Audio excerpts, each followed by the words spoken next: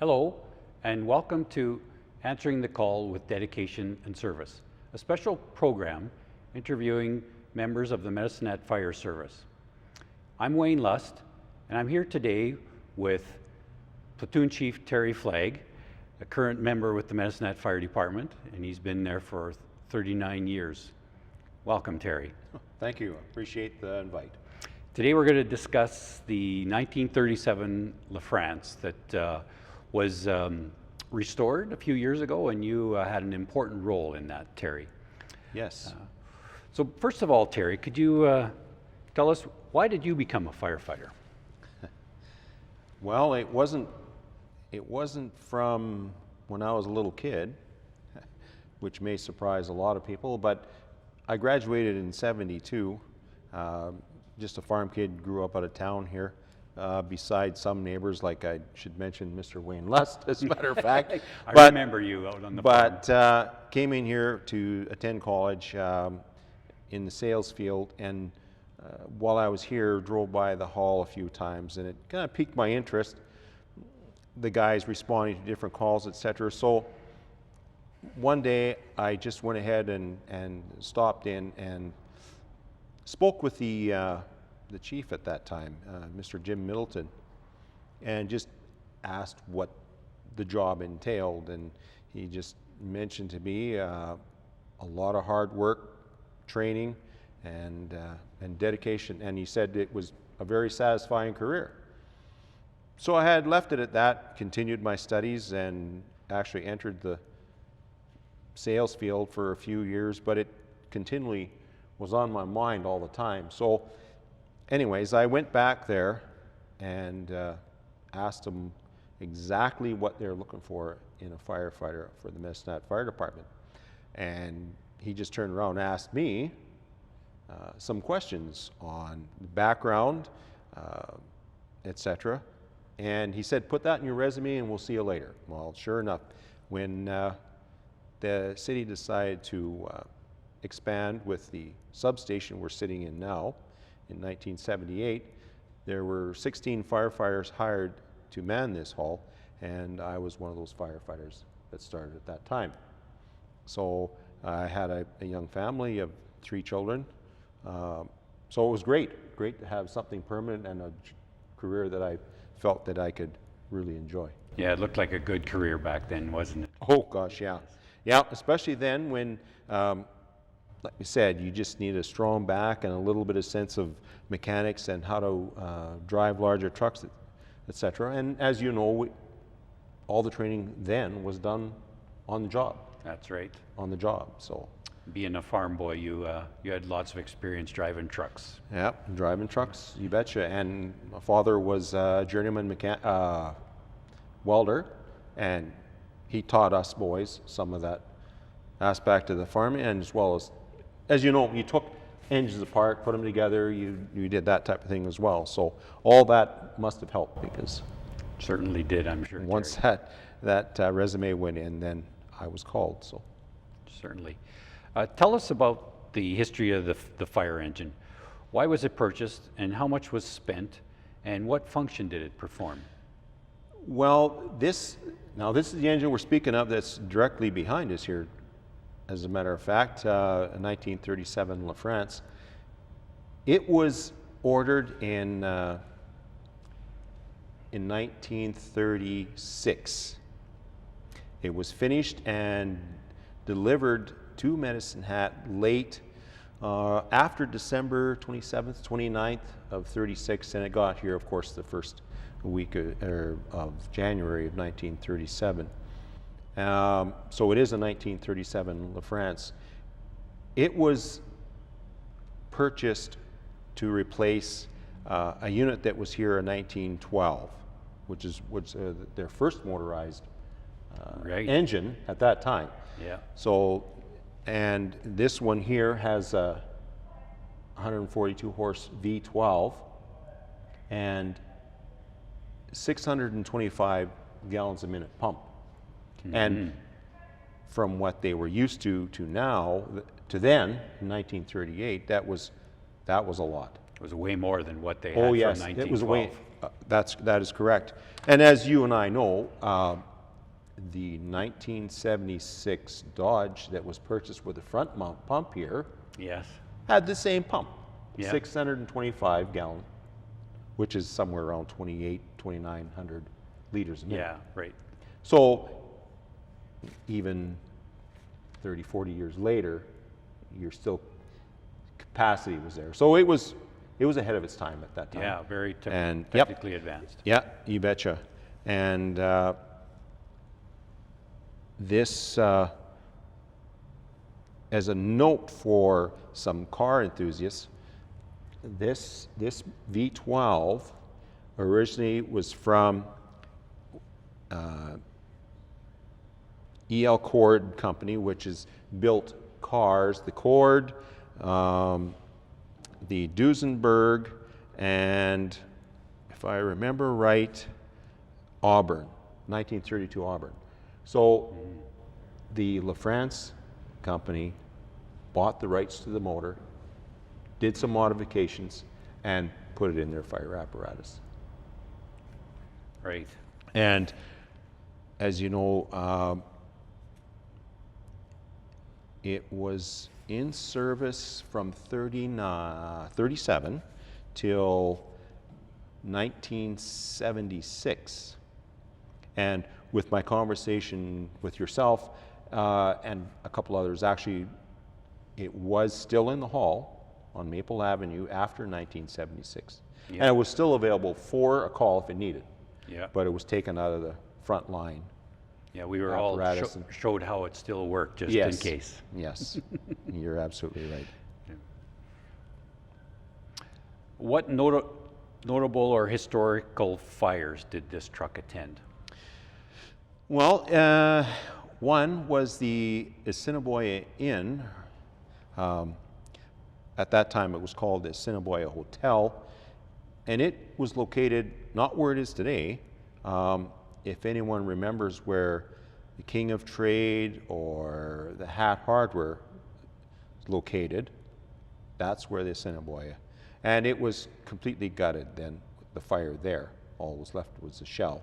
And that was in 1944, December.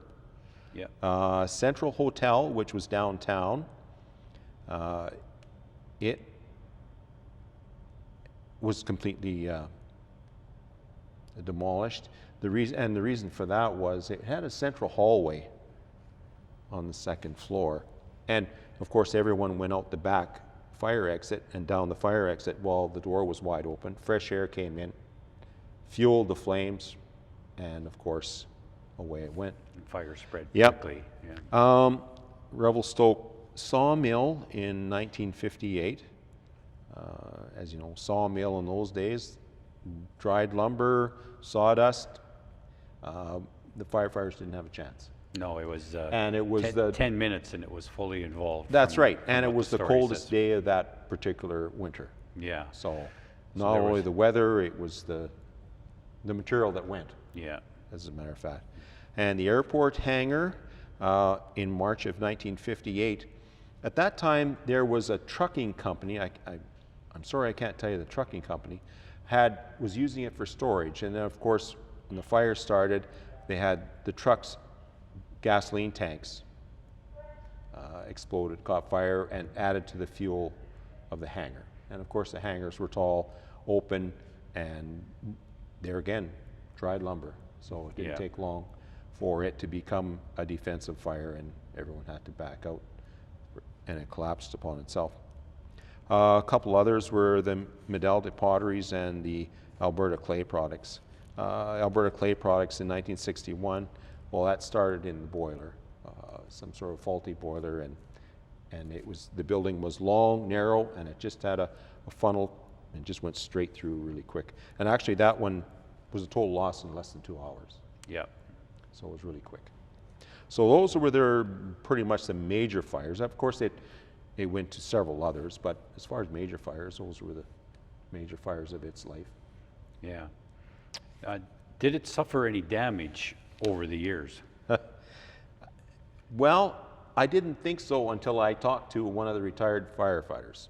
As a matter of fact, Mr. Ken Forbes, who was just sitting here interview the last time, gave me a little tidbit on what happened to this truck one time. It was in the old fire hall on 6th Avenue, which was located between 1st and 2nd Street. It was the city hall, and part of it was, of course, used as the fire department. One morning, the doors were open. The boys were checking the trucks, as we do every morning, and for some reason, instead of getting into the truck and properly making sure it was out of gear and starting it, making sure it runs, etc., the firefighter leaned over and pushed the button. It was in gear. It jumped forward, knocking him away, of course. It rolled down the ramp across the street, and some poor guy just came into town to pick up the mail across the street, parked his truck, got out, went into the post office, and this truck rolled across the street and run into the side of the truck. I don't think there was very much damage to the truck, but it was an incident that firefighter will never forget. Without a doubt. Without a doubt. I'm sure he was reprimanded if the chief found out about it. Oh, isn't that right? But other than that, I cannot, in all my research, find anything else that, as far as any close to any fires where it got damaged or anything, or So there wasn't. There was a small fender bender at a parade once after it was redone. Yes. But other than that, during its life as a fire engine, that was the only incident that I was able to research. Well, I remember it in the fire hall back in the late 70s. It really didn't have many scratches or dents on it then. No, and like I said, we managed to keep it intact with a lot of the equipment and stuff on it. It wasn't, we'll say, robbed to pay Peter for any other engines that we purchased later on. Right. So when restoring the fire engine, I'm sure you heard some stories about the truck. Can you share some of those stories with us? Well, as we all know from the guys that started in the 70s then, and as you alluded to in a different interview, open air truck. And if it was 40 below, you rode on that bumper and on the boards, whether it was 40 below or 40 above. I'm talking Celsius, of course. Yeah. And it was rough and very hard to steer. The boys, and as Mr.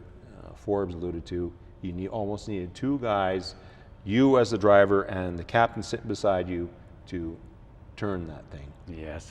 Because of being so heavy. But that was pretty much all I got, other than, and of course, when we started our career, we still rode on the back bumper, and we could relate to that type of story, of course, on definitely open. And the Armstrong steering, and the Armstrong steering, no power steering. That had to have been very, very difficult. I'm sure the guys who were driving that had to have some muscle behind the wheel. Exactly, you betcha. So why was restoring the fire engine important? Well, we had the vehicle and the condition it was in. We were coming up in 2000 in our 100-year service anniversary for the Medicine Hat Fire Department. So the idea was, okay, let's refurbish the truck. It shouldn't take a lot of work. Everything is here. So the idea was to refurbish the truck and then use it for different activities during that year of our anniversary. So, and I think it was in late 1998, if I'm not mistaken, that between Barry Dooley and other officers at the time just tried contacting a few people whether they would sponsor the project. So that's pretty much how it got started. So who helped restore the truck? Oh, who helped? Well, pretty much all the members of the Medicine Hat Fire Department helped, because the first thing we did was we we stripped the truck. Everything that was bolted on, screwed on, tacked on in any way was removed and recorded, of course, taken off, whether it needed to be re-chromed, rebuilt. Of course, then the body itself needed to be painted. It was taken to City Garage, and then the powertrain was looked after by City Garage. And I want to make mention and thank Mr. Vern Fisher, who did a lot of work helping us out with that. He was working at the City Garage. He was working at the City Garage at that time. So, like I said, a lot of firefighters there, and then as you came to shift, if you had a downtime, okay, then you went back to the back of the hall and started stripping the truck. And Goodyear, Canada, they helped us out tremendously by sponsoring the project and paying for the work. And the work entailed paint and body work, which was done by Ralph's Auto Body at Redcliffe. Advanced plating that was here in the city at that time. Trim line autographics for the pinstriping and a few other works on it. And the gold leaf. The gold leaf. Yes. And AUC auto upholstery, which rebuilt the seat. They took it right out, and rebuilt the whole thing. Of course, when you open those up, it's all old hair and whatever else is in there, and did a very, very good job. So that's pretty much most of the people that were in there. There was the odd people, and of course, like I said, almost everyone at the hall participated in the rebuild along with those outside sources. So we have a question here. Was it all volunteers that helped, or some professionals? So was there any other professionals that helped with it that you could You know what? That was pretty much all that I could, as far as my research was concerned. And what I could remember working on it myself there. But as you know, I can tell you that with my research that there was well over 1,000 man-hours just in the fire department alone. Oh yeah. And then that's not including the hours that the painters put into it, the upholsterer, you know what I mean, all the other professional people that put into it. So there was thousands of hours that were put into rebuilding the truck. Yeah, and I think one of the firefighters rebuilt the wooden ladders for us. Rebuilt the wooden ladders, yes, and the hose bed, the oak hose bed, was all refinished. Yeah, and it turned out very nice. You betcha. I even went over the work orders for all of the professional work that was done. I mean, they didn't record any of the hours, but you can about imagine that they had to re-chrome. They re-chromed all the little fixtures you see here, including the nuts and bolts. Sure. All the screws, nuts and bolts. Yeah, you can see that. And regular screws, they chromed every little piece of it. And as well as the paint people, they also painted the engine as well, not just the body itself. And then the pinstriping was all hand done. So I can't imagine how many hours. Yeah. It'd be several hundred besides the man hours. So a lot of work. And a job well done. Sure, yeah, it does. Everybody has commented on how beautiful it looks. So what was needed to be restored in the fire engine? Anything outside of what we see? That Goodyear, they actually found some brand new tires at one of their warehouse or plants in the States. Right. And they shipped them up here. We had trouble finding tires for it, right? Right. So they were able to find some, and they shipped them up here, which was fantastic. And like I said, it's all painted and repinned.